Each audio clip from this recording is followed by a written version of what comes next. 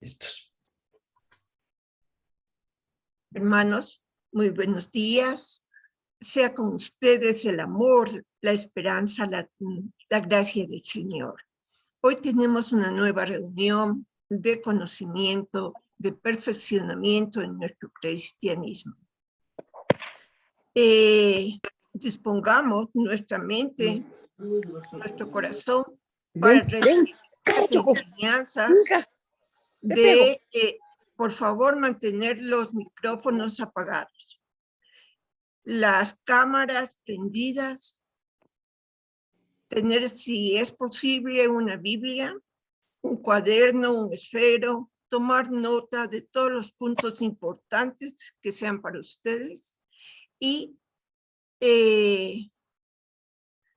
dar este tiempo al Señor, porque eso es lo que nos llena, que no solo seamos oidores de la palabra, sino que entendamos qué nos quiere decir el Espíritu en este día, qué quiere Dios revelarnos en este día. Todo conocimiento es valioso. Oremos hasta que nuestro profesor esté conectado. Soñita, te voy a pedir nuevamente que nos ayudes con la oración de inicio. Buenos días, Espíritu Santo. Sabemos que estás aquí con nosotros porque nosotros estamos reunidos para oír de ti, mi Señor Jesús. Te pedimos que seas tú cubriéndonos este momento con tu manto sagrado, con tu sangre poderosa, con tus manos, Señor, para que nosotros podamos alcanzar la dimensión de tu mensaje, mi Señor, para que tu mensaje sea calado en nuestra mente, en nuestros oídos, en nuestro corazón, para que, Señor, entonces se grabe hasta penetrar en nuestros tuétanos, como dice tu palabra, y que sea, Señor, esta palabra carne de carne dentro de nosotros. Espíritu Santo, te pedimos que seas tú tomando control de esta situación, quitando todo lo que pueda distraer y interrumpir el curso de esta clase. Mi Señor, toma control de toda la parte de internet, de todas estas cuestiones que tienen que hacer para que nosotros podamos escuchar un mensaje claro. Te pido también que seas tú depositando tus bendiciones en la persona que nos va a dar el mensaje. Que seas tú bendiciendo su lengua, su mente, su corazón, todo su ser, Señor Jesús, que pueda transmitirnos lo que Él sabe, lo que Él siente, lo que Él lo interpreta dentro de nosotros. Señor Jesús, te pido que seas tú agilitando los pasos de las personas que todavía no se han conectado y que seas tú, Señor, que seas tú bendiciendo este momento, este tiempo de hora y media que vamos a estar contigo, Señor Jesús. Gracias te damos porque eres un Dios vivo y verdadero y sabemos que tú estás escuchándonos y estás aquí con nosotros. Ven, Señor Jesús, quédate que te necesitamos y que seas tú, Señor, el Rey de esta reunión. Te lo pedimos en el nombre de nuestro Señor Jesucristo. Amén. Amén y amén. Gracias, Sonita. Jonán tal vez ya está con nosotros. Mauri.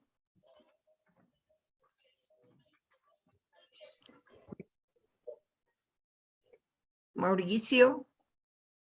Estoy aquí buscándole al profesor. Creo que no está todavía. No se ha conectado todavía. Gracias.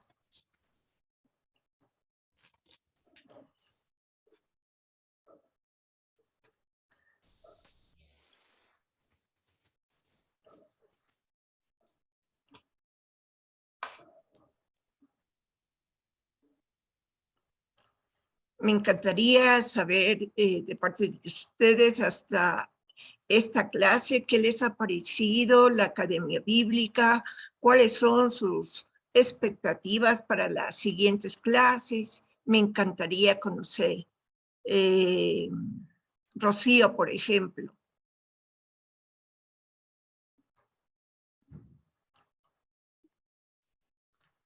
Tiene su micrófono, ya. Sí, disculpen. Buenos días, Martita. Buenos días, queridos hermanos. Es muy interesante, se aprende mucho sobre la Biblia, sobre lo que el Señor quiere que nosotros conozcamos y aprendemos y podamos aprender para poder dirigirnos bien, ¿no? Y poder ser referente ante todos y poder también darle la gloria al Señor. Para mí ha sido muy enriquecedor el poder conocer de la palabra y seguir aprendiendo. Gracias, Martita. Gracias, Rocío. Pastora Viud, tal vez usted es quien nos va a dar la palabra en esta clase. Hola Martita, ¿cómo estás? Y también hola a todos. Parece que el profesor ha tenido alguna dificultad. Estamos intentando llamarle por todos los medios, pero no hay la posibilidad de contactarnos con él. Pero como ya estamos reunidos aquí, vamos a hacer un primer acercamiento al texto que nos convoca el día de hoy. Quiero hacer una introducción mientras esperamos. No voy a dar yo toda la clase porque en realidad tengo una clase luego de unos minutos, así que en este primer momento voy a hacer un acercamiento al texto con todos los hermanos que ya estamos aquí. Si es que el profesor no llega aproximadamente en una media hora, entonces daremos de repente pues, la opción de que puedan continuar con sus labores, porque podría yo tomarlo, pero como vuelvo a decir, tengo una clase después de las 8 de la mañana, entonces se me va a hacer difícil continuar con ustedes, ¿ya? Así que vamos a empezar más bien, vamos a empezar haciendo un primer acercamiento al texto de la Torre de Babel, esperando que no haya pasado alguna situación que lamentar, ¿no? Estamos confiando de que realmente solo sea alguna cuestión de fuerza mayor, porque ustedes ya conocen a Jonán. Jonán siempre es bastante responsable, es probable que el día de hoy haya tenido alguna situación que no haya podido seguramente administrar o algo así. Muy bien, vamos a entonces platicar un poco sobre el texto que nos convoca, que es el texto de Génesis, el capítulo 11. Les voy a pedir a todos ustedes que puedan tener listo entonces el texto de Génesis 11, que es un relato bastante especial por muchas características que este relato contiene. No es un relato común porque no necesariamente está hablando sobre una situación que acontece en Israel, sino más bien está hablando sobre una situación que acontece en una tierra extraña, y que voy a hacer justamente algunos alcances al respecto.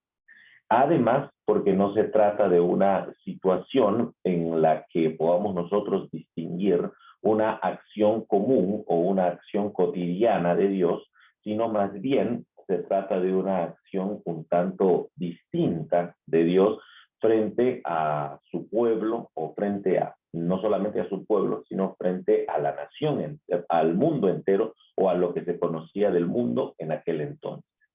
Vamos a hablar sobre la Torre de Babel. La Torre de Babel es un relato bastante particular que se encuentra en el libro de Génesis.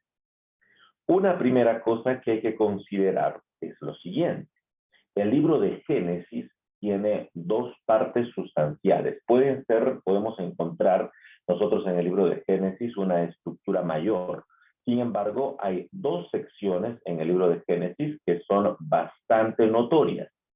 La primera sección es la que va desde el capítulo 1 justamente hasta el capítulo 11 que nosotros estamos estudiando, y la segunda sección es la que va desde el capítulo 12 hasta el final, que es el capítulo 50.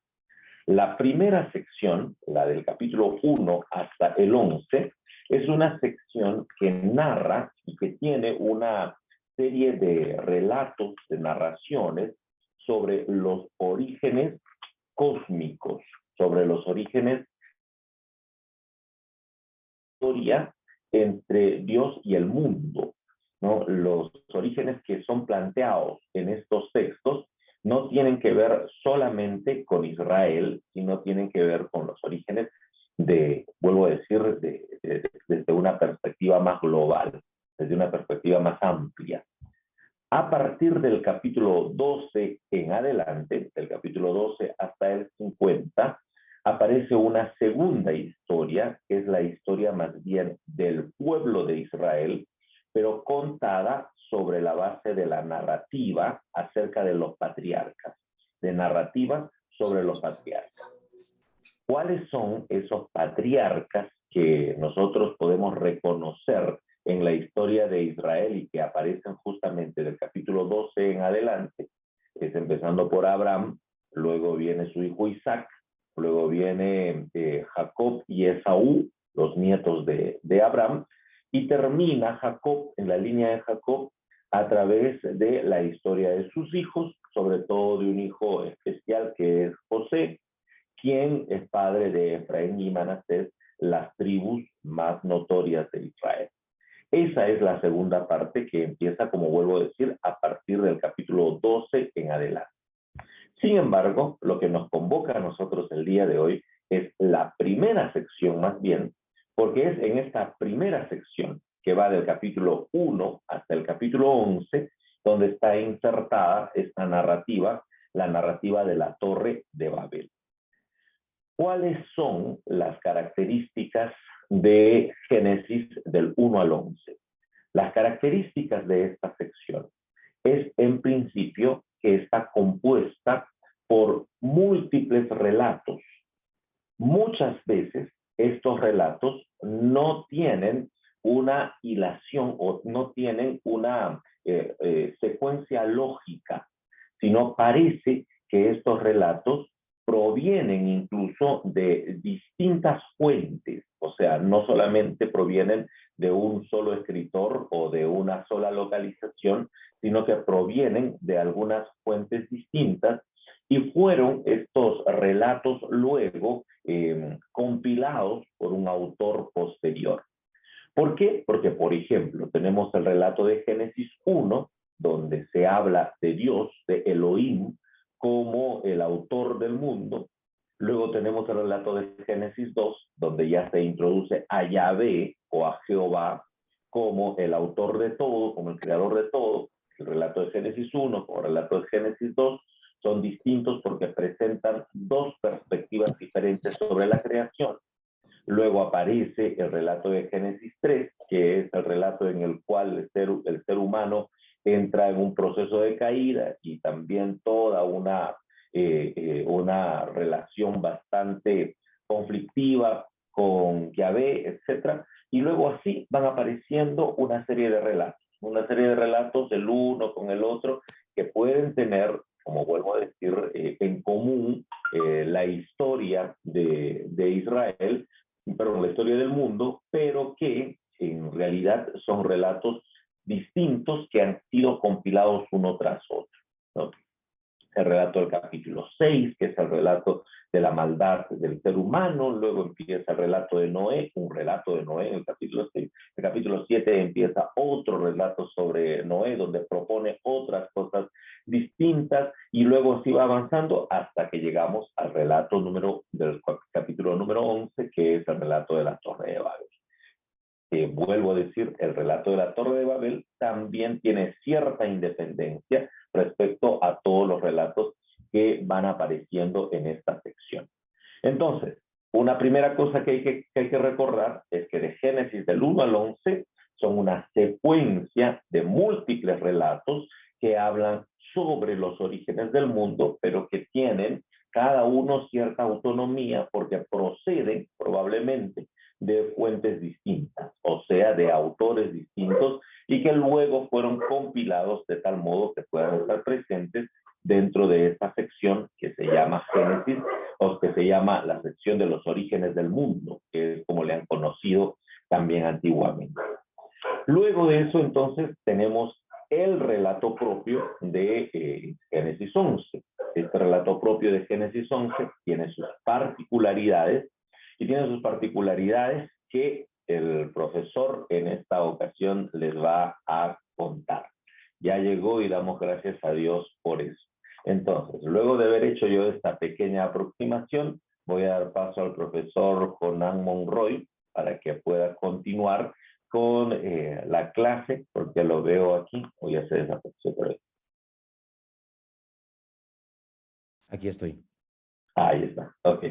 Adelante entonces, profesor Jonan. Gracias por siempre darnos la ocasión de gozar de su ministerio. Martita, no sé si tú vas a hacer la presentación.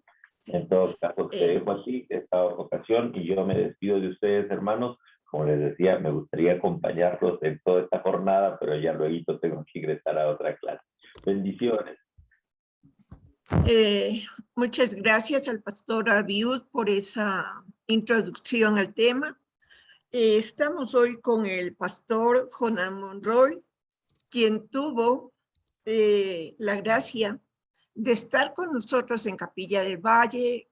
Se preparó primero en Semisud, fue pastor y luego fue a obtener su maestría en Teología Intercultural por la Universidad Teológica Protestante de Holanda. Es un motivado al estudio, a la preparación. Hemos tenido la bendición de tenerlo acá como pastor. Yo puedo dar mi testimonio que estuvo en el de ayuda social y fue un motorcito, un motorcito. Bienvenido, mi pastor. Espero que la vía internet nos facilite recibir de usted. Bienvenido. Gracias, Martita. Buen día. Gracias por la presentación. Qué gusto verles, mis hermanos, esta mañana, acá en la Academia Bíblica. Estoy muy contento de poder compartir de nuevo con ustedes y a su vez, las disculpas del caso por conectar un poquito tarde, un problema de conexión, y anoche hablaba con Abiud de que acá en la iglesia donde trabajo ahora tuvimos vigilia, entonces venimos de una jornada un poquito fuerte la noche anterior, pero ya estamos acá. Le voy a enviar a Mica un documento que nos va a ayudar.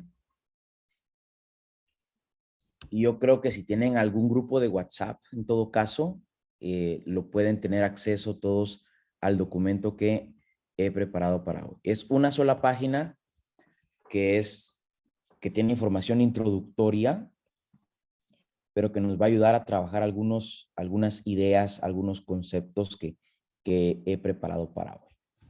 Así que cuando puedas, Mica, lo puedes pasar al grupo. Muy bien, vamos a hablar entonces esta mañana, mis hermanos, del texto de Génesis capítulo 11, versículos del 1 al 9. Entonces, si usted tiene Biblia en mano, téngalo ahí listo para que leamos juntos y vayamos trabajando algunas ideas. Mientras usted prepara Génesis 11 del 1 al 9, yo también voy a preparar aquí el documento que les pasé, porque en mi caso me va a servir de guía.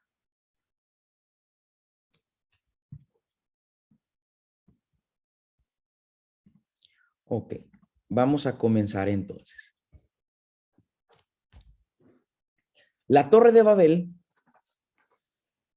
se encuentra al final de un grupo de capítulos que están ubicados al principio de Génesis, obviamente, pero que tienen un nombre muy específico.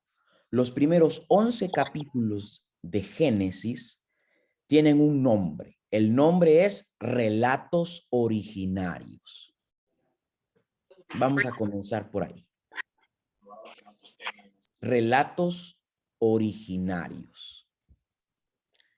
Llamarle relatos originarios a los primeros 11 capítulos de Génesis tiene una razón y tiene un tiene una muy buena razón. Hay un propósito allí. Y es que llamarle relatos originarios a los primeros 11 capítulos es reconocer, mis hermanos, que son historias que tratan de interpretar los inicios de las cosas, los inicios de todo lo que existe, desde cuestiones materiales como un árbol, cuestiones materiales como usted y como yo, hasta prácticas culturales que han acompañado, en este caso, a la humanidad en general y específicamente a un pueblo llamado Israel. Entonces, los relatos originarios no necesariamente son historias o historia más bien en términos singular como lo que nosotros entenderíamos ahora en la actualidad. Para mí la historia, por ejemplo, o este entendimiento de historia moderno que nos rige ahora por lo general en nuestras sociedades de ahora, es que la historia, por ejemplo, es cronológica, ¿verdad? Primero pasó esto, y luego pasó esto, y luego pasó esto para esta conclusión. Dice aquí, alguien escribió, sí, son originarios. Originarios, relatos originarios. Listo. Entonces, nosotros entendemos por lo general que la historia es el relato de hechos del pasado, sobre todo cronológicamente, ¿verdad? Y por eso uno siempre pregunta cuando nos cuentan una historia, y mire usted, ¿y qué pasó después? ¿Y qué pasó después? Y cuando uno siente que la historia que nos están contando no lleva un hilo conductor cronológico, uno comienza de alguna manera a, no sé, como que dudar de la historia que nos están contando, porque uno siente que no tiene mucha razón y mucha conexión cronológica. Pero la historia para los antiguos pueblos, vamos a llamarle pueblos antiguos o pueblos semitas, la historia no es la narración cronológica de los hechos, la historia es la memoria de los pueblos. Entonces no se trata tanto de contarnos un hecho cronológico histórico que comprueba la ciencia, por ejemplo. No queremos eso. Queremos solamente, y que es muy importante y necesario, hacer memoria. Hacer memoria. Ahora bien, un ejemplo rápido es que mientras Génesis 1 habla de los inicios de la creación, Génesis 2, por ejemplo, habla de los inicios de la humanidad dentro de la creación. Entonces, por ejemplo, cuando uno lee Génesis 1, uno no está leyendo, qué bonito que Dios se puso a crear árboles. Sí, ¿verdad? Eso es parte de la historia. Pero lo que uno está encontrando en Génesis 1 es básicamente cómo el pueblo de Israel llegó a instaurar el día de reposo, por ejemplo. Es decir, es una historia que no nos quiere contar historia, sino más bien el inicio de una práctica. Mientras Génesis 2 habla de la humanidad dentro de la creación, lo que quiere también decirnos es cómo el ser humano ha llegado a ser lo que de alguna manera busca ser desde el principio. Génesis 3, por ejemplo, ¿verdad? Que habla del pecado, de la desobediencia, decimos algunos, no quiere hablarnos solamente de el pecado de la humanidad, sino la razón por la que la condición humana actual, por ejemplo, es muy difícil o es muy deplorable. Entonces, como les decía, los relatos originarios nos quieren decir los inicios no solamente de las cosas materiales, sino los inicios de las prácticas culturales que han acompañado a la humanidad desde la antigüedad. Entonces, la pregunta sería, ¿de qué habla Génesis 11 del 1 al 9? La Torre de Babel. ¿Qué nos quiere decir la Torre de Babel en todos los niveles posibles de escritura? ¿Qué nos quiere decir no solamente para la fe, sino qué nos quiere decir de la humanidad? ¿Qué nos quiere decir de la cultura? ¿Qué nos quiere decir de la condición de la humanidad ahora? Entonces, ¿qué aspecto de la humanidad nos quiere explicar?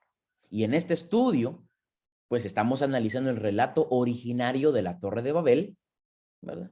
Usando 3 ejes, y vamos a usar 3 ejes de análisis. Vamos a hablar un poco de historia, un poco de literatura y un poco de teología. No olviden ir haciendo tal vez algún comentario o pregunta en el chat, estoy exponiendo algunas ideas, y vamos a ir de una vez dialogando lo que algunos vayan poniendo. Porque creo que así no solamente hay un monólogo formal, sino vamos estableciendo un poco de diálogo desde el principio. Muy bien. Entonces, quiero invitarles, o voy a hacer una lectura ahora de Génesis 11 del 1 al 9, para que entremos en contexto bíblico, luego de una explicación de cómo funciona un relato originario. Vamos a leer el texto. Así que leemos Génesis 11 del 1 al 9, así rápidamente. Usted puede tomar un lápiz y subrayar o ponerle un asterisco pequeño a las frases o palabras que le llamen más la atención y que de alguna manera usted cree que juegan un papel importante en el texto. Y si esas preguntas luego surgen con esas palabras surgen luego alguna interrogante, podemos igual también dialogar. Dice entonces la palabra de nuestro buen Señor. Tenía entonces toda la tierra una sola lengua y unas mismas palabras. Entonces pareciera que este entendimiento del versículo 1 está en conexión con Génesis 1 y 2 y todo lo que ha pasado antes del diluvio. Es decir, una sola lengua y unas mismas palabras. Es decir, la humanidad tenía una sola cultura, una sola forma de ser humanidad. Y aconteció que cuando salieron de Oriente, hallaron una llanura en la tierra de Sinar y se establecieron allí. Y se dijeron unos a otros, vamos, hagamos ladrillo y cozámoslo con fuego. Y les sirvió el ladrillo en lugar de piedra y el asfalto en lugar de mezcla. Y dijeron, vamos, edifiquémonos una ciudad y una torre cuya cúspide llegue al cielo y hagámonos un nombre por si fuéramos esparcidos sobre la faz de toda la tierra. Entonces, esta humanidad que tiene una sola lengua y unas mismas palabras, tienen un solo propósito y este propósito está en relación con ellos mismos. Por eso es que dicen, ¿no? Vamos, edifiquémonos. No dice edifiquemos, ¿verdad? Como una acción normal, ¿verdad? Vayamos al mercado. No, sino edifiquémonos. Es decir, hagamos algo para beneficio nuestro, cuya cúspide de esta torre llegue al cielo. Y hagámonos un nombre, porque si fuéramos esparcidos, por si fuéramos esparcidos sobre la faz de toda la tierra, ¿verdad? Hagámonos un nombre.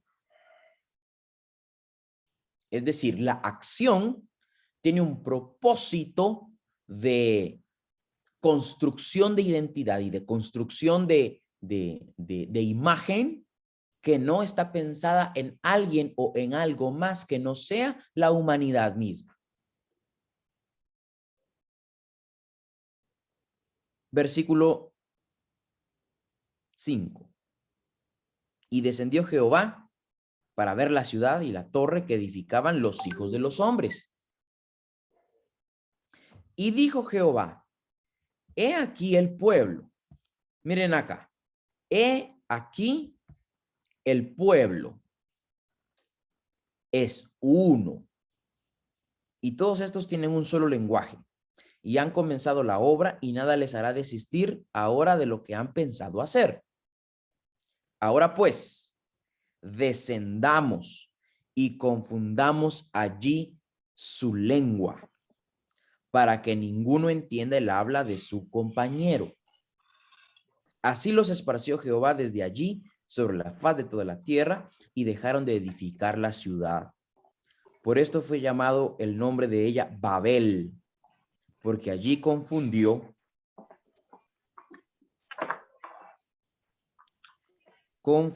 Jehová el lenguaje de toda la tierra y desde allí los esparció sobre la faz de toda la tierra. Interesante relato, ¿no? Yo me acuerdo que cuando comencé a leer la Biblia desde niño, me imaginaba una gran torre. Y cuando miraba fotos, por ejemplo, del Coliseo romano, que ya está viejo y se está desmoronando, yo pensaba que esa era la Torre de Babel. Porque como no la terminaron, entonces yo creía que ahí había algo que ver con el tema de la Torre de Babel. Sin embargo, luego me di cuenta que no tenía nada que ver con eso, sino que con una ciudad. Ahora bien, luego de leer el relato originario de la Torre de Babel, desde la historia, es decir, desde el aspecto de la historia del texto, estamos frente a un relato, mis hermanos, originario. El escritor no ve la historia lineal como nosotros, ¿verdad? El escritor ve la historia como un relato que tiene impacto en el presente. Ahora, a algunos les va a chocar un poco la comparación que voy a hacer. Pero cuando leemos Génesis 11, estamos leyendo un relato que tiene el mismo carácter que las historias de pueblo que caracterizan nuestras ciudades. Estamos leyendo un relato que es palabra de Dios, pero que culturalmente tiene el mismo carácter que los relatos, por ejemplo, en Guatemala de Tecunumán, o en Ecuador, por ejemplo, con la famosa batalla de Pichincha, si mal no recuerdo, ¿verdad? Es decir, relatos que tienen historia, pero que no nos cuentan historia, nos cuentan la identidad de un pueblo. Es decir, un relato del pasado, obviamente, que tiene impacto en el presente. Es decir, ustedes y yo no contamos historias para contar historias. Ustedes y yo contamos historias para producir un impacto en nuestra audiencia.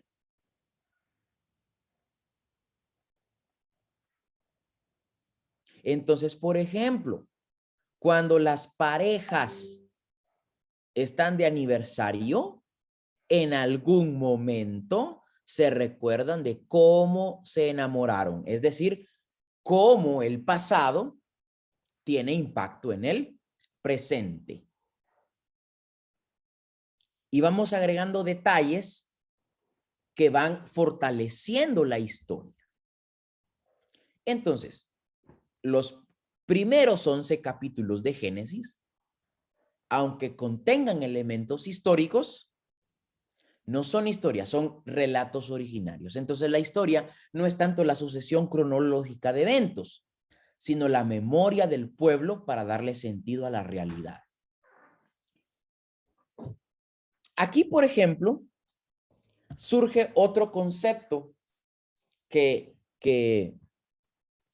lastimosamente en nuestro entendimiento muy moderno de la realidad, mis hermanos, esta palabra ha sido un poquito desechada y usada de forma con desprecio. Por ejemplo, la palabra mito.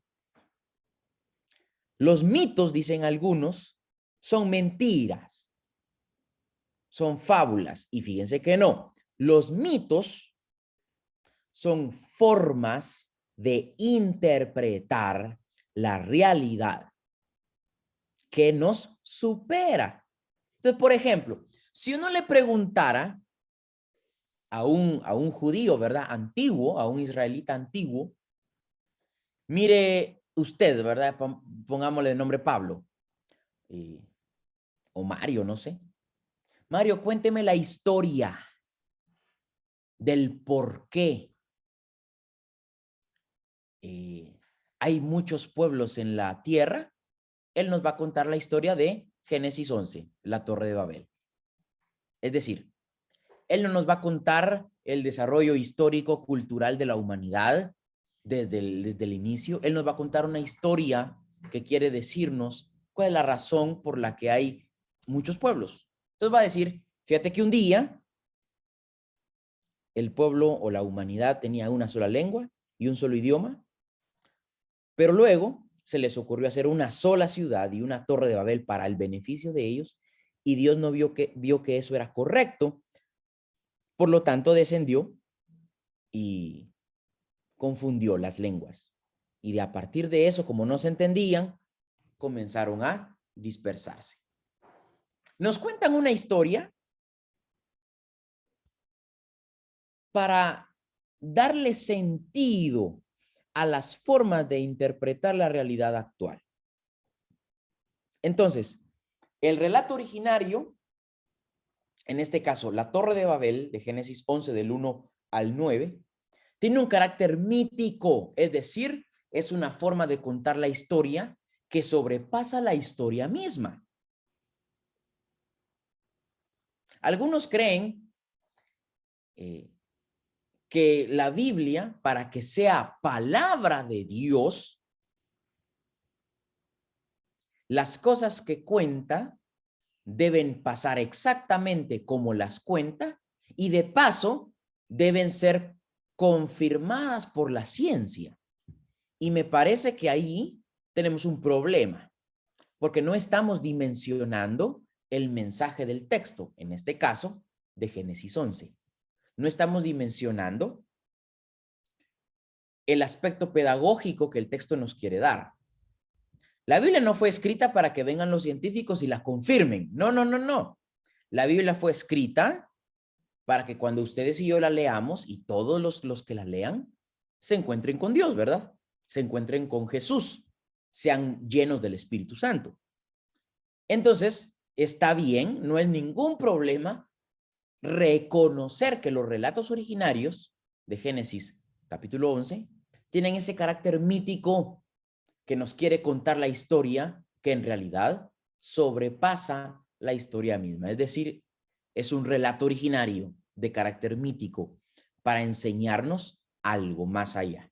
Entonces, cuando leemos la Torre de Babel, mis hermanos, estamos leyendo un relato antropogónico. Y lo voy a escribir aquí en el chat de Zoom. Relato antropogónico. Bien, ¿verdad? De antropogonía. En este caso con N.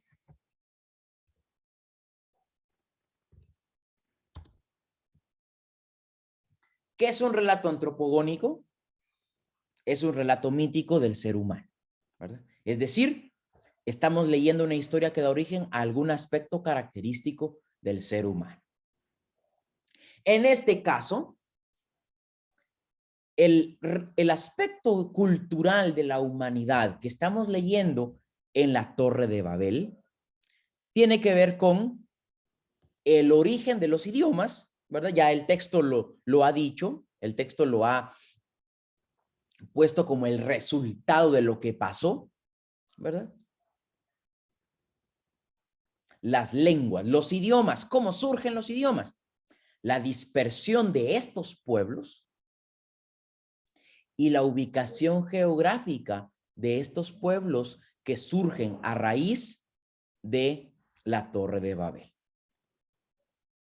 La pregunta sería, Jonán, si el relato de la Torre de Babel quiere darnos a entender el origen de la humanidad, de un aspecto cultural de la humanidad, como los orígenes de los idiomas, el porqué de la dispersión de los pueblos y la ubicación geográfica de estos pueblos,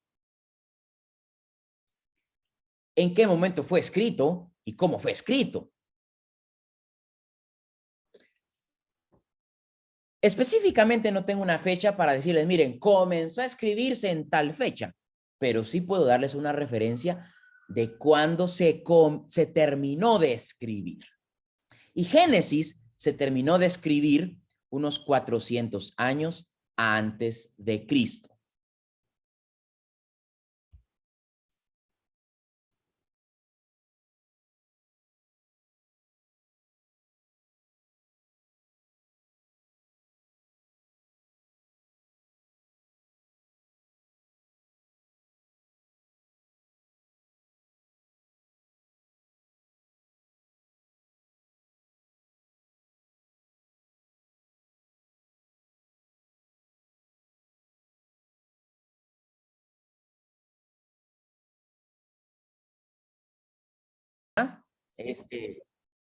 Te va a venir mucho problema y va a venir la gran cautividad. Y justo cayó Nabucodonosor de Babilonia y se arruinó la cuestión en el Reino del Sur, en la ciudad de Jerusalén. Ok, entonces, cuando el pueblo estaba en Babilonia, de alguna manera, comenzaron a escribir algunos relatos. Ahora, con esto no estoy diciendo que Moisés no juega un papel importante en Génesis. Lo que estoy diciendo es que se comenzó a escribir en Babilonia probablemente lo que Moisés de alguna manera ya había comenzado a contar. Ahora, no quiero hablar mucho de Moisés porque nos va a tomar más tiempo. Lo que estoy diciendo es que históricamente podríamos decir entonces que el texto de la Torre de Babel comenzó a ser escrito en Babilonia y terminó su última versión unos 400, un poquito más de tiempo antes, 400 años antes de Cristo, ¿verdad? Cuando el pueblo de alguna manera ya se está preparando literariamente para constituir sus libros sagrados. Ahora bien, hay algunos datos históricos en Génesis 11 del 1 al 9 que nos dan luz. Miren, por ejemplo, versículo 2. Y aconteció que cuando salieron de oriente, hallaron una llanura en la tierra de Sinar y se establecieron allí. Es curioso porque el valle o la llanura de Sinar es Babilonia. De lo que está diciendo el escritor históricamente es que la Torre de Babel está en mucha conexión con Babilonia. ¿Por qué? Porque el escritor último de estos versículos precisamente está en Babilonia.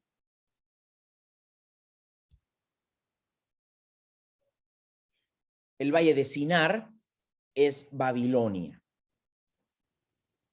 Sin embargo, Babel, versículo 9, por esto fue llamado el nombre de ella Babel, porque allí confundió Jehová el lenguaje de toda la tierra y desde allí los esparció sobre la faz de toda la tierra. Es curioso, ¿no? Porque Babel significa confusión. Desde el hebreo, la traducción sería embrollo. Embrollo. Que tiene que ver con confusión, con diversidad, en este caso, de opiniones que crean confusión, ¿verdad? Entonces, imagínense que estamos, lo mismo pasaría ahora, ¿verdad? Que se junte uno que habla español con alguien que habla inglés, con otro que habla francés o alemán, y se pongan a hablar cada uno en su idioma, como que no van a llegar a nada, ¿cierto? Porque no hay entendimiento.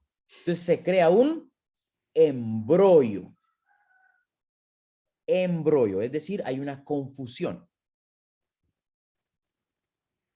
También, ¿verdad? Hay otro detalle, y es que mientras Babel significa embrollo o confusión, Babilonia significa puerta de Dios. Es interesante, ¿no? La ciudad de la puerta de Dios, una cuestión así. Sin embargo, y aquí ya va un asunto más histórico, que está en referencia a la situación histórica del pueblo de Israel, por ejemplo, en la cautividad.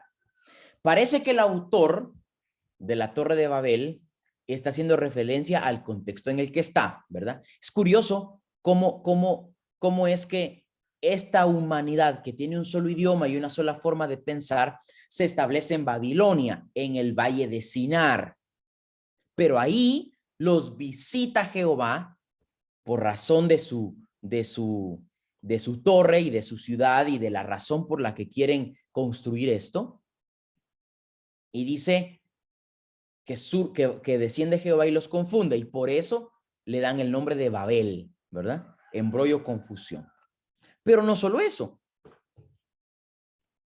Está haciendo referencia al contexto en el que está en Babilonia, está en cautividad, y aquí hay un detalle que está en la hoja que les mandé.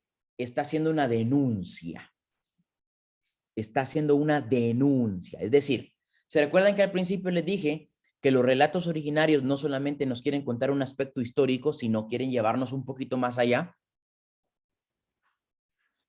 Es interesante cómo el escritor de la Torre de Babel, que es un judío, ¿verdad? Que es israelita, que es de Israel, lo que está haciendo es denunciando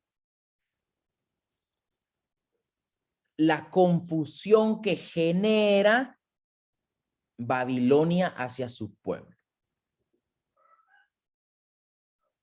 Si algo tenían los imperios que sojuzgaron al pueblo de Israel desde sus inicios, desde Egipto hasta el imperio romano, por ejemplo, ¿verdad? Pasando por todos los imperios que oprimieron a Israel, es que siempre querían imponer sus ideas en Israel. Dejen de creer esto y crean esto. Dejen de creer lo otro y crean lo nuestro. Eso causa confusión. Y lo que parece que está haciendo el escritor de la Torre de Babel no es solamente decirnos el inicio de las culturas o el inicio de los idiomas, sino la misma confusión que vivían ellos dentro del pueblo o dentro de la cautividad. Esas diferencias que muchas veces causaban choque. Entonces, eso podríamos decir desde el aspecto histórico del texto. Aquí pregunta,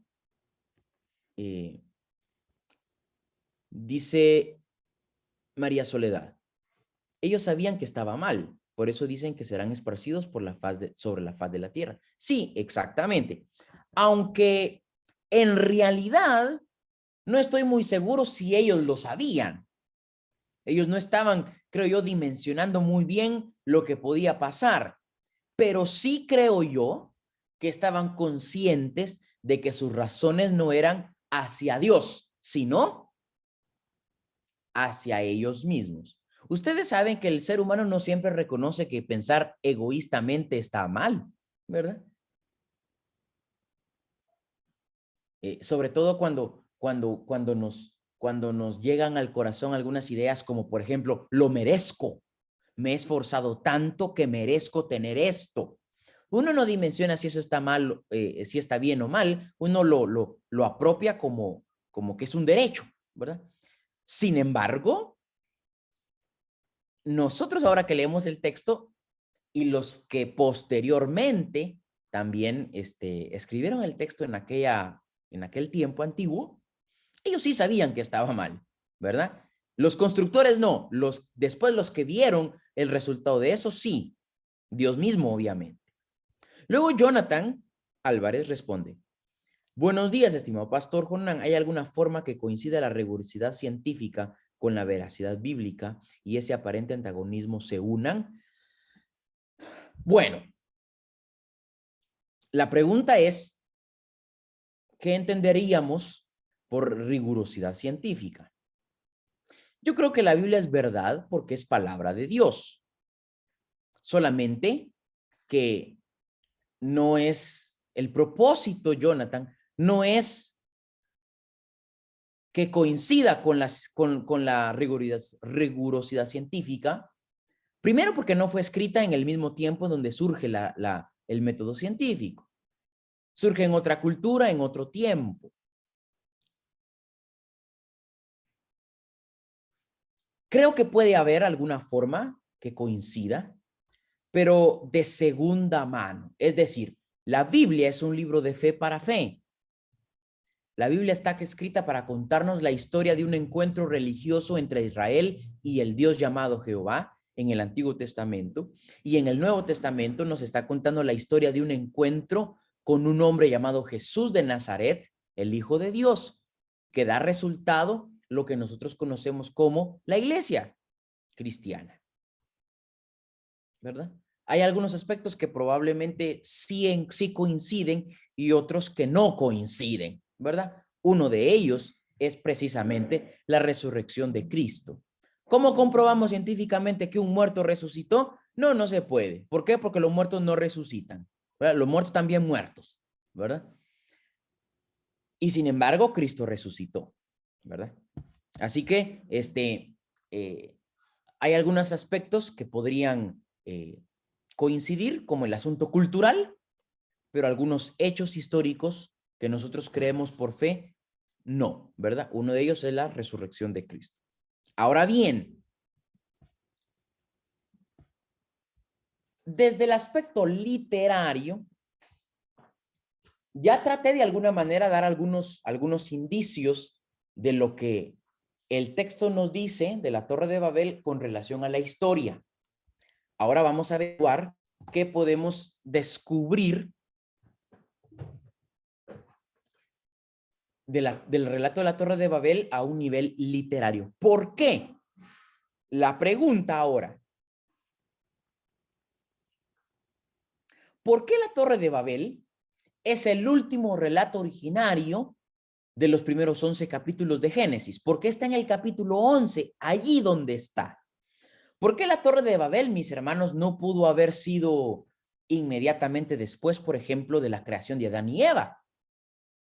¿Por qué no fue después del pecado de Adán y Eva en Génesis 3, por ejemplo, ¿verdad? Y que en Génesis 4 dijera, bueno, y a raíz del pecado de Adán y Eva, y a raíz de que fueron expulsados del jardín de Edén, fueron a crear una torre y les fue mal porque estaban en pecado y Dios los separó. ¿Por qué está en Génesis 11 y no en Génesis 5, por ejemplo? Hay una razón. Si mantenemos la idea de que la Torre de Babel es un relato originario, mis hermanos, de carácter mítico, dentro de los primeros 11 capítulos de Génesis, vamos a reconocer que tiene una función literaria y es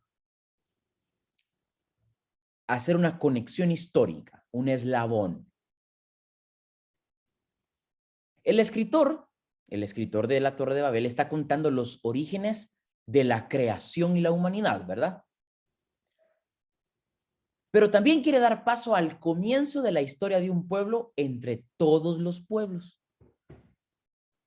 La relación de Israel, la historia de los inicios de Israel, con atención a los patriarcas. La Torre de Babel funciona entonces como una bisagra, miren, como una bisagra.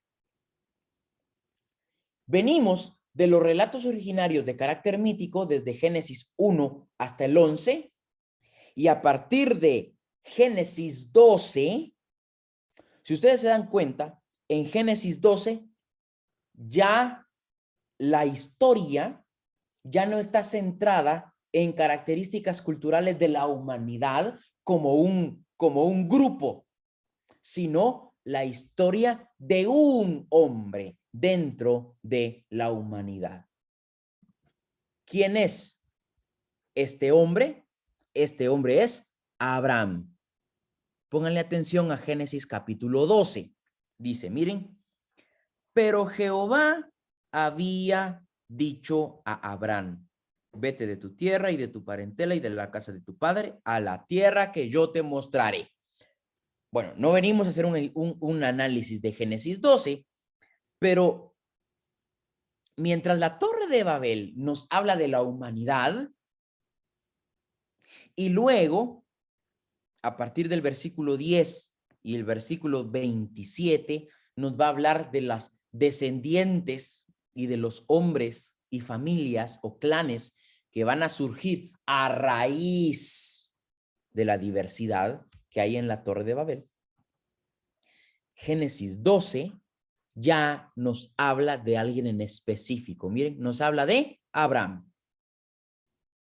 Y ustedes saben, ¿verdad?, que Dios le dijo a Abraham, en ti serán benditas todas las naciones. Entonces, la función de la Torre de Babel es conectar. Conectar. Es una razón de transición entre la forma cultural que nos va a ayudar a interpretar los inicios de las cosas a el surgimiento de una figura muy importante en el pueblo de Israel, Abraham, que obviamente después va a pasar a cambiar de nombre y va a ser conocido como Abraham.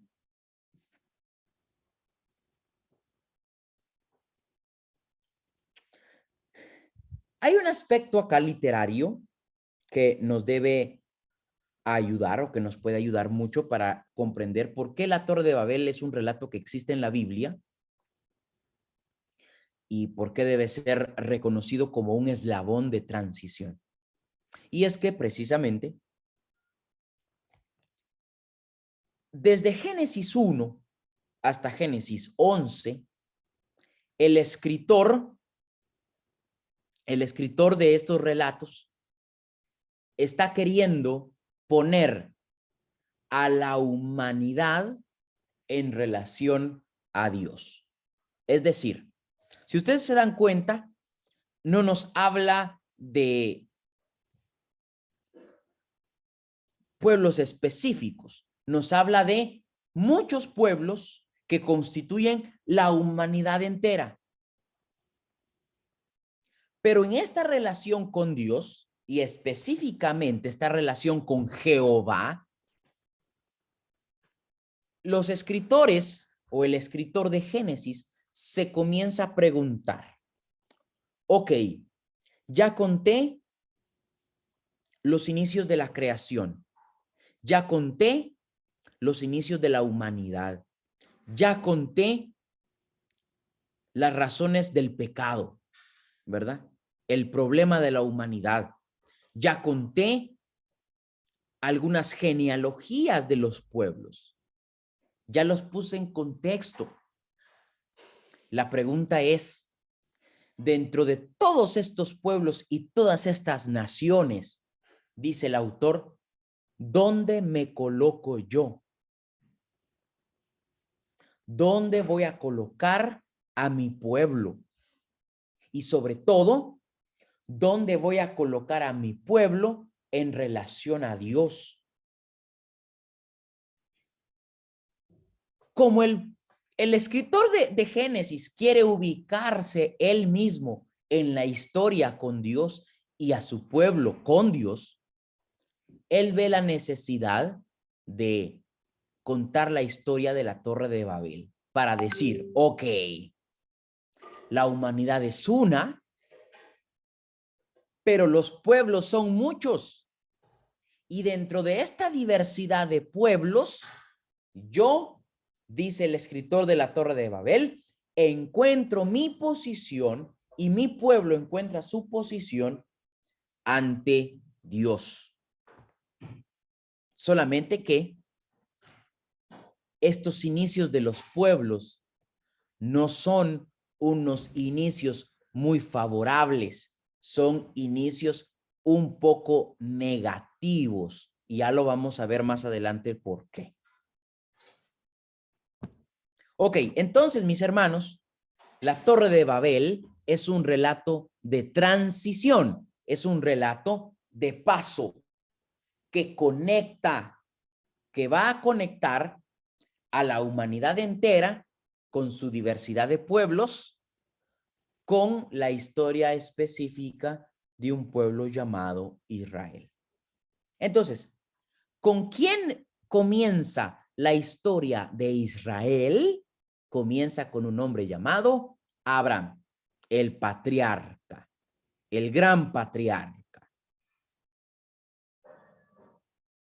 Entonces, podríamos decir, una vez más, que la razón literaria, la función literaria de la Torre de Babel tiene que ver con conectar los relatos originarios, los relatos míticos de Génesis del 1 al 11, con el comienzo de una historia del pueblo de Israel.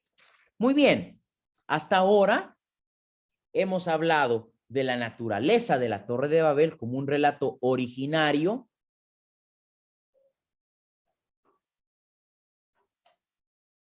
Hemos ubicado el relato de la Torre de Babel en la historia y ya hemos dicho que el relato probablemente se comienza a escribir en Babilonia en tiempo de la cautividad judía y se termina de escribir unos 400 años antes de Cristo. Ya hemos visto que históricamente el relato quiere hacer una denuncia contra Babel, es decir, la confusión que generan los pueblos y la imposición. Ya hemos visto, mis hermanos, que es el relato originario para explicar la razón de la diversidad de lenguas y de idiomas en la humanidad. Pero no hemos visto un aspecto teológico y es lo que está al final de la hojita que les mandé. Vamos a decir o vamos a descubrir de una forma muy sencilla. ¿Qué nos dice la Torre de Babel acerca de Dios y acerca de la obra de Dios? La Torre de Babel, mis hermanos, pone a la humanidad ante Dios.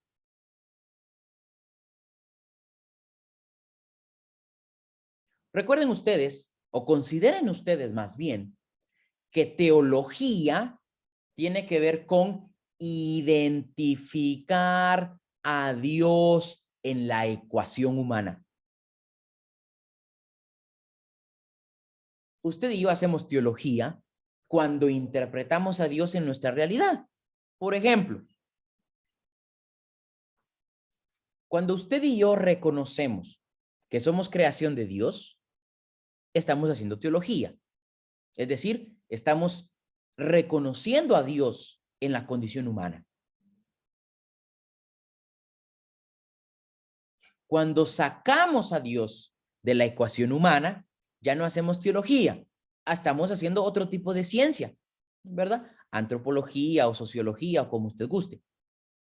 Pero hacer teología tiene que ver con reconocer a Dios. Y miren que la Torre de Babel, el relato de Génesis 11 que ya leímos, también es un relato teológico, obviamente, porque está trayendo a Dios a la ecuación. Entonces, la Torre de Babel es un relato que pone a la humanidad ante Dios. denuncia su pecado de orgullo ante Dios, el Creador. ¿Se recuerdan que cuando leímos Génesis 11, les dije, pongan atención a la forma en que está hablando la humanidad?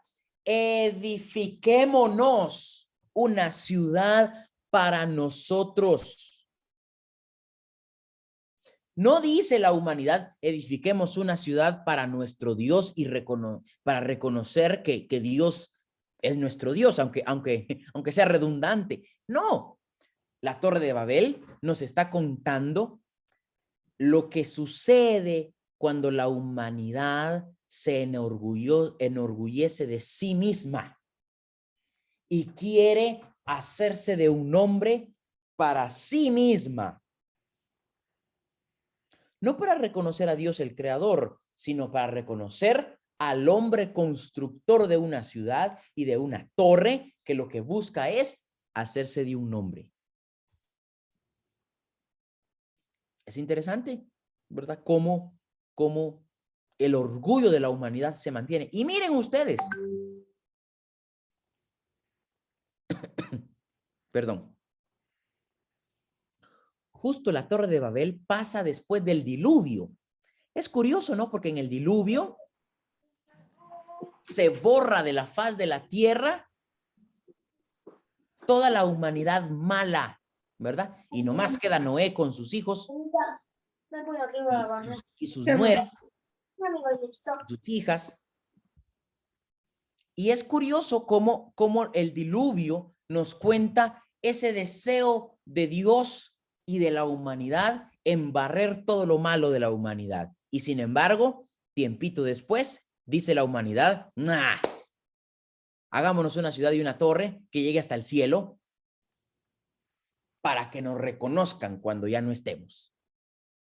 Es curioso, ¿no? Porque después del diluvio, que funcionó para limpiar a la humanidad, mis hermanos, sigue sucia, sigue enferma de orgullo, sigue llena de pecado ante Dios. Entonces, la Torre de Babel denuncia el pecado de orgullo de la humanidad ante Dios el Creador. Hay castigo colectivo, miren, Génesis 3, por ejemplo, hay un castigo colectivo en Génesis 3. El hombre recibe su castigo, la mujer recibe su castigo, la serpiente recibe su castigo y al final son echados fuera del Edén. Pero vayan conmigo al Salmo 2.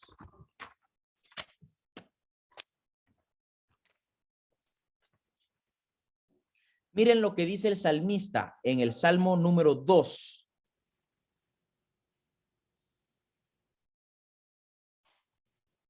Dice, ¿por qué se amotinan las gentes y los pueblos piensan cosas vanas? Se levantarán los reyes de la tierra y príncipes consultarán unidos contra Jehová, contra su ungido, diciendo, rompamos sus ligaduras y echemos de nosotros sus cuerdas. El que mora en los cielos se reirá. El Señor se burlará de ellos. Luego hablará a ellos en su furor y los turbará con su ira. Pero yo he puesto mi rey sobre Sión, mi santo monte. Miren lo que dice. Consultarán unidos contra Jehová. Es exactamente lo que está pasando en la Torre de Babel. Es exactamente lo que pasa en la Torre de Babel. La humanidad está unida con un solo propósito y ese propósito no es reconocer a Dios, es reconocerse a sí mismos a través de la construcción de una ciudad y una torre que llegue hasta el cielo, que toque el cielo. Es decir, la humanidad unida había llegado a la conclusión de que era posible alcanzar la posición de Dios. Hagamos una torre tan alta que toque el cielo, que toque la morada de Dios, la morada divina. ¿Y qué es lo que queremos? Dicen ellos.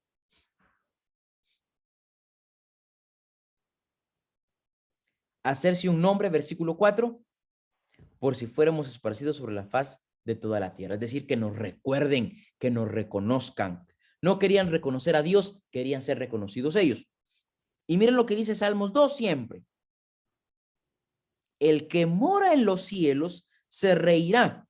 El Señor se burlará de ellos. Luego hablará a ellos en su furor y los turbará con su ira. Entonces Jehová, dice la Torre de Babel, el relato, vio lo que estaban haciendo y se dice, ¿no? Miren, dice Jehová. He aquí el pueblo es uno y todos estos tienen un solo lenguaje y han comenzado la obra y nada les hará desistir ahora de lo que han pensado hacer. Ahora pues, descendamos y confundamos allí su lengua para que ninguno entienda el habla de su compañero. Descendamos y frustremos este deseo humano de orgullo. La humanidad, mis hermanos, se entendía una, poderosa para sí. Este orgullo que radica en el deseo incontrolado de la humanidad, que es ser igual a Dios, ser como Dios, lo seguía motivando, incluso luego del diluvio. Mi pregunta para ustedes es, ¿cuál es el gran problema de la humanidad? Y es que la humanidad no se entiende a sí misma como humanidad, se entiende a sí misma como Dios. Y el ejemplo histórico más inmediato que tengo ahora para ustedes es la guerra de Rusia contra Ucrania. ¿Por qué un pueblo quiere irrumpir en otro pueblo para hacer lo suyo?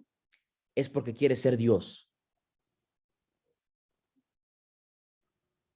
Porque quiere imponerse sobre el otro.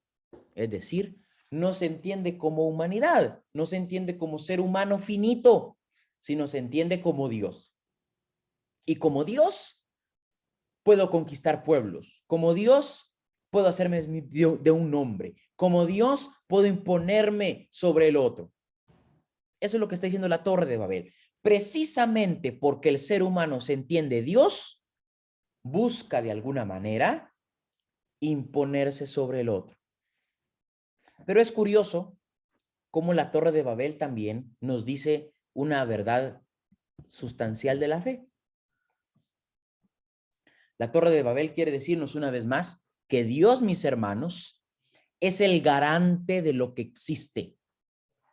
Dios es el único que puede hacer que exista lo que existe ahora, ya sea desde asuntos materiales como la creación hasta asuntos culturales como los idiomas o como la ubicación geográfica de los pueblos.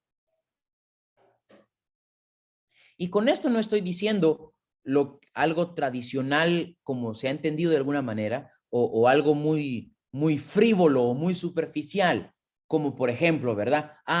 ¿verdad? Yo, por ejemplo, no me imagino a Dios diciendo, bueno, a los de España les daré que hablen español. No necesariamente. No, pero sí, la Torre de Babel nos está diciendo que todo lo que existe culturalmente, como los idiomas, existen porque Dios ha permitido que existan y que a su vez Dios es el que sostiene lo que existe. Entonces, el aspecto teológico de la Torre de Babel, una vez más, pone a la humanidad ante Dios y denuncia el orgullo humano del hombre y de la mujer ante Dios. Y cómo Dios, a pesar del orgullo de la humanidad, sigue sosteniendo su creación y sigue sosteniendo a la humanidad, ¿verdad? ¿Cuál es la razón por la que Jehová desciende para confundirlos? Es porque sabía que la Torre de Babel iba a traer muchas consecuencias de imposición de orgullo en la humanidad y debía frustrar eso. Y por eso hay confusión y por eso la Torre de Babel. Mis hermanos, esto es algo de lo que he podido transmitirles esta mañana. voy a dejar el tiempo a mi querida Martita, mientras voy leyendo algunos comentarios para luego responder y entrar a un tiempo de diálogo. Gracias a todos. Muy gentil, gracias. Yo sé que ha estado inclusive agotado, pero recibiendo la bendición de Dios a través de una vigilia. Gracias por compartir con nosotros. Hay dos comentarios que sería necesario o que usted los lea, Jonás. Muy bien, gracias. El primero, dice Rocío, mucho gusto. Saludos, Jonán. En el verso 7, cuando dice descendamos y confundamos su lengua, ¿se podría decir que actuó la Trinidad en este suceso? Cristianamente, sí. Es decir, ¿por qué digo cristianamente? Porque nosotros los cristianos, ojo, que no somos judíos, que no somos israelitas, ¿verdad? Me parece interesante porque aquí en Guatemala, mis hermanos, yo me encuentro con mucha gente, ¿verdad? Que dice, yo tengo descendencia judía y por eso yo soy judío también. Yo le digo, ay, papito, pero si tus papás nacieron aquí en Guatemala, en las montañas del Jumay, les digo yo, ¿verdad? Bien mayas, bien quichés, ¿verdad? Le digo, no podemos de alguna manera decir eso tan fácilmente. Nosotros, Rocío, que somos cristianos, nosotros podemos identificar la Trinidad allí. Ahora, un judío nos va a decir, no, ahí no hay Trinidad. Esa es una forma cultural nuestra para hablar. Es decir, cuando yo hablo, mis hermanos, colectivamente como guatemalteco, yo siempre voy a decir, nosotros en Guatemala comemos tortillas de maíz. Es decir, estoy hablando colectivamente para hablar de la identidad de mi pueblo guatemalteco. Entonces, los judíos van a decir, no, Dios dice descendamos porque Dios está con sus ángeles, Dios está con su ejército, Dios está con aquellos que están con él en el cielo y por eso dice descendamos. Ahora, nosotros los cristianos vamos a decir, ok, ahí hay Trinidad. Entonces, quiero hacer esta distinción porque el escritor de Génesis no es cristiano como nosotros. El escritor de Génesis es un judío. Y en el judaísmo, la Trinidad no es vista como nosotros la vemos. De hecho, no existe la Trinidad, ¿verdad? Para los judíos. Recuerden Deuteronomio capítulo 6. Oye, Israel, Jehová nuestro Dios, uno es. ¿Verdad? Y una de las razones por las que a Jesús la matan, mis hermanos, es porque Jesús era hijo de Dios, ¿verdad? Entonces, eso no entraba en el entendimiento judío. Así que, sí, Rocío, mientras nosotros los cristianos vemos a la Trinidad en el versículo 7, los judíos dirían, no, ¿verdad? Ahí es Dios solamente. Seguimos avanzando. Dice Maritza, creo que cuando el ser humano quiere parecerse a Dios, ya no está poniendo sus ojos en él, sino sobre él. Exactamente. El resultado de la desobediencia es destrucción. Y para eso, mis hermanos, un ejemplo, ¿verdad? Para muestra un botón, lo que yo les hablaba de esta última guerra que hay entre Rusia y Ucrania. Si los rusos entendieran humanos, no tendrían la necesidad de irrumpir en otro pueblo para hacer daño. La aparición de los idiomas es una prueba de la existencia de la Torre de Babel. Sí, seguramente. Es como nosotros invertimos el relato para averiguar si podemos comprobar algo, ¿verdad? Existen los idiomas porque en algún momento comenzaron a existir, es decir, hay un principio. Génesis 11 está proponiendo que el principio de los idiomas es la Torre de Babel.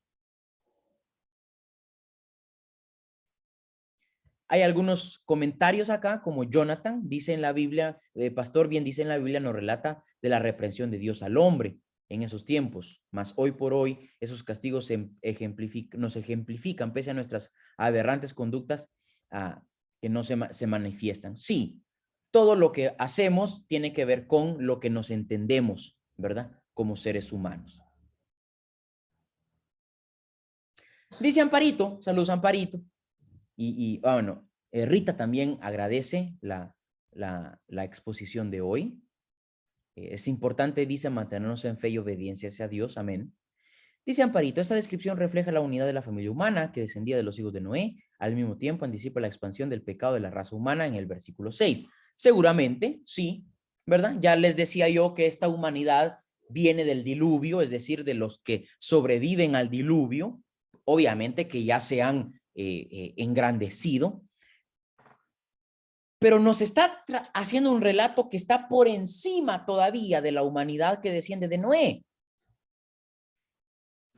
sino de la humanidad misma. El orgullo de quererse hacer un nombre no solamente es de los hijos de Noé, es de los ecuatorianos, es de los guatemaltecos, es de los rusos, es de los norteamericanos. ¿Por qué? Porque como humanos seguimos teniendo aires de grandeza, aires de orgullo, ¿verdad? Nos cuesta entendernos humanos y por eso, mis hermanos, porque nos cuesta entendernos humanos, nos ofende tanto que nos falten el respeto.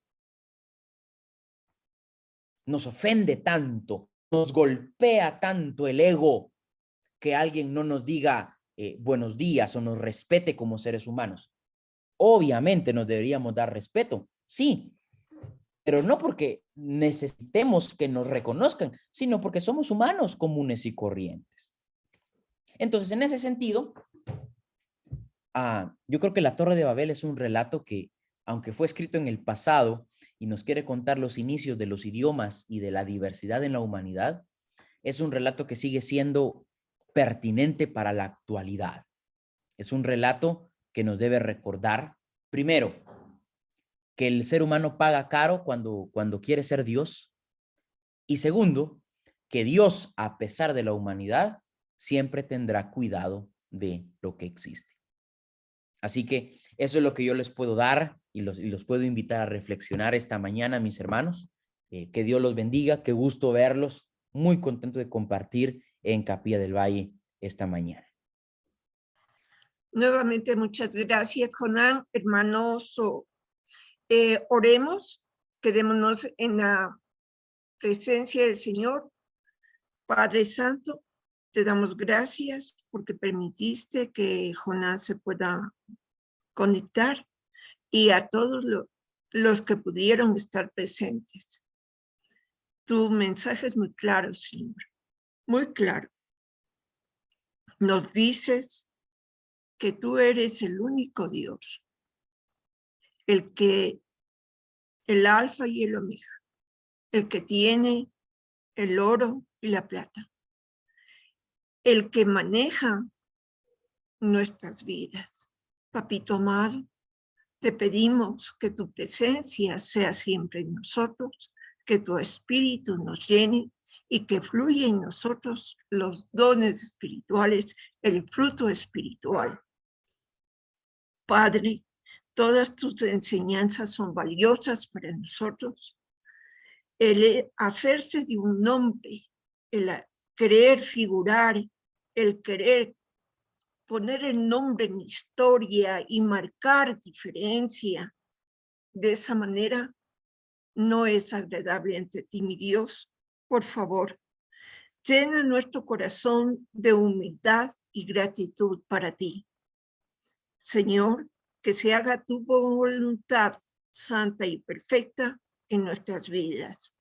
Tu bendición para toda la semana a quienes estamos en la Academia Bíblica y para el mundo entero, Señor. Tu luz refleje, Señor, la transparencia de nuestras intenciones, de nuestras actitudes, de nuestros pensamientos. Que nuestra práctica hacia el hacer tu voluntad, Señor, sea la que marque diferencia. Bendito seas en el nombre de nuestro Señor Jesús. Amén y amén. Gracias a todos. Gracias, Dios los bendiga, que pasen bien. Saludos a todos. Amén, Dios los bendice. Gracias, Jonán. Una buena semana. Gracias. Saluda a tus hijitas, a tu esposita también.